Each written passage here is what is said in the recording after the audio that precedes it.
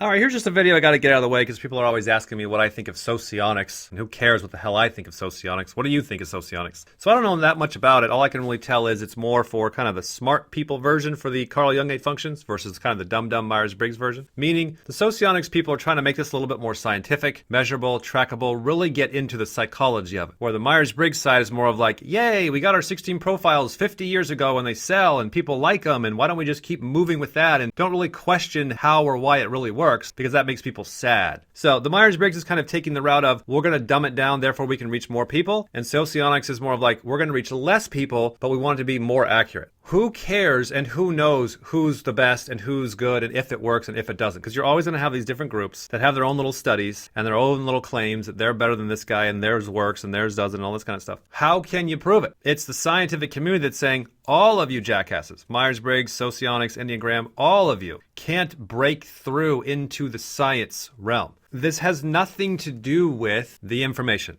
Uh-oh. Everybody wants to focus on the information. Everybody wants to be the bigger nerd than the next guy, and therefore that's going to give them value. And it doesn't work that way. These personality models are like airplanes trying to break through the sound barrier. So the sound barrier is representing the wall between pseudoscience and mainstream science. And so it's the goal of every little pseudoscience group, including Myers-Briggs, Carl Jung, Socionics, all of them, that are in kind of this non-scientific / pseudoscience, not accepted by mainstream little category. It's all of their goals to be accepted one day by the parents, by scientific community, and accomplish that breakthrough to where the scientific community and journals can write about them and put them in textbooks and they'll be in history forever, right? So what is really stopping Socionics or Myers-Briggs or Carl Jung's 8 functions or any other group out there from getting into the mainstream, from breaking through that science barrier? Well, using kind of the sound barrier analogy, back in the 50s and stuff when they were trying to break through the sound barrier with airplanes, it wasn't so much about who had the best airplane and who had the best model and who had the best this and best that. It was about a team that could come together and really figure out everything that was needed to push through that challenge and get it to actually go faster than the speed of sound. So it was more about a group, a team that was determined to do it and was going to work on it and push on it no matter what. Meaning, some other group could have had a better design and a better engine and a better airfoil, lighter weight materials. But if that group didn't come together and actually make the goddamn plane and push it through the sound barrier, it was never going to happen. So who is running Myers-Briggs? Who is running Socionics? Who is running all these different personality companies out there? Is it a team that is willing to pull their shit together, figure out how they need to beef up and refine their system to actually push it through the scientific community? Because Socionics looks like they have a whole lot of good stuff here, but